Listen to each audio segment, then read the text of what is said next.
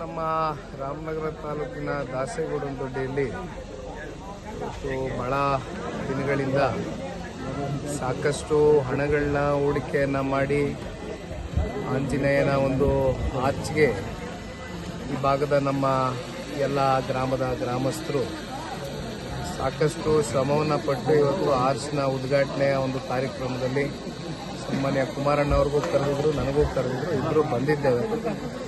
ಅದು ಬಿಟ್ಟರೆ ಬೇರೆ ಇನ್ನೇನು ವಿಶೇಷತೆ ಏನಿಲ್ಲ. ಇಲ್ಲಿಂದ KR ನಗರದಲ್ಲಿ ಒಂದು ಜನಗಳಿಗೆ ಸನ್ಮಾನ್ಯ ಕುಮಾರಣ್ಣವರು ಸಂಸದರಾಗಿ ಆಯ್ಕೆಯಾದ ನಂತರ ಬಹಳ ದಿನಗಳಿಂದ ಸನ್ಮಾನ್ಯ ಸಾರಾ ಮಹೇಶ್ ಅಣ್ಣವರು ಜನಕ್ಕೆ ಒಂದು ಅಭಿನಂದನಾ ಸಲ್ಲಿಸಬೇಕು ಅಂತಕ್ಕಂಥದ್ದು, ಜೊತೆಯಲ್ಲಿ ಕುಮಾರಣ್ಣನೂ ಕೂಡ ಒಂದು ಅಭಿನಂದನಾ ಕಾರ್ಯಕ್ರಮ ಏರ್ಪಾಡು ಮಾಡಬೇಕು ಅಂತಕ್ಕಂಥದ್ದಿತ್ತು. ಹಾಗಾಗಿ ಇವತ್ತು ಹೇಳಿದ್ದಾರೆ, ಇಲ್ಲಿಂದ ಅಲ್ಲಿ ಸರ್, ಈಗ ಜಿಲ್ಲೆಯಲ್ಲಿ ಮೈಕ್ರೋ ಫೈನಾನ್ಸ್ ಹಾವಳಿ ಜಾಸ್ತಿ ಆಗಿದೆ ಸರ್. ಒಬ್ಬ ಮಹಿಳೆ ಸೂಸೈಡ್ ಮಾಡ್ಕೊಂಡಿದ್ದಾರೆ, ಮತ್ತೋರ್ವ ಮಹಿಳೆ ಕಿಡ್ನಿ ಮಾರಿ ಮೈಕ್ರೋ ಫೈನಾನ್ಸ್ ಸಾಲ ಕಟ್ತಾ ಇದ್ದಾರೆ. ಈ ಪರಿಸ್ಥಿತಿ ಇದೆ ಜಿಲ್ಲೆಯಲ್ಲಿ.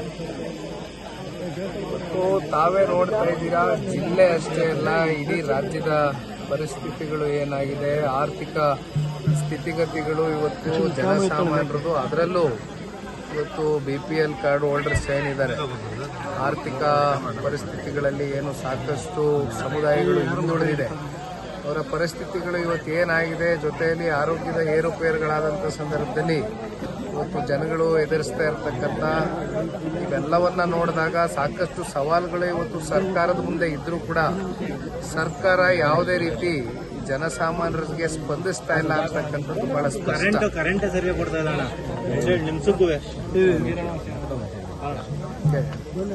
ಸರ್, ಈಗ ಇಕ್ಬಾಲ್ ಹುಸೇನ್ ಅವರು ಒಂದು ಇಡೀ ಗ್ರಾಮವನ್ನೇ ಖರೀದಿ ಮಾಡಿದ್ದಾರೆ ಅಂತ ಆ ಗ್ರಾಮಸ್ಥರು ಲೋಕಾಯುಕ್ತಕ್ಕೆ ದೂರು ಕೊಟ್ಟಿದ್ದಾರೆ ಸರ್. ಕನಕಪುರದ ಥರದೊಂದು ಘಟನೆ ಆಗಿದೆ.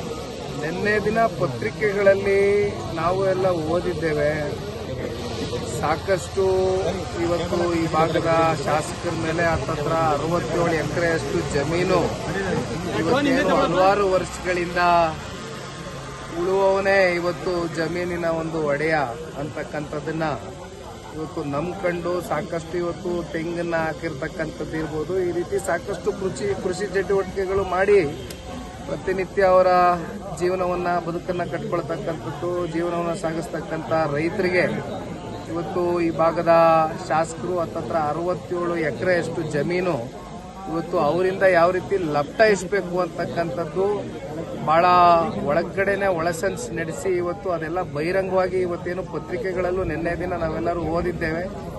ಲೋಕಾಯುಕ್ತಕ್ಕೆ ದೂರನ್ನ ಕೂಡ ಕೊಟ್ಟಿದ್ದಾರೆ ಇವತ್ತು ರೈತರು. ಹಾಗಾಗಿ ಇವತ್ತು ಈ ಭಾಗದ ರೈತರ ಹೆಸರಿನಲ್ಲಿ ಪ್ರಮಾಣ ವಚನವನ್ನು ಸ್ವೀಕಾರ ಮಾಡಿದ್ದಾರೆ.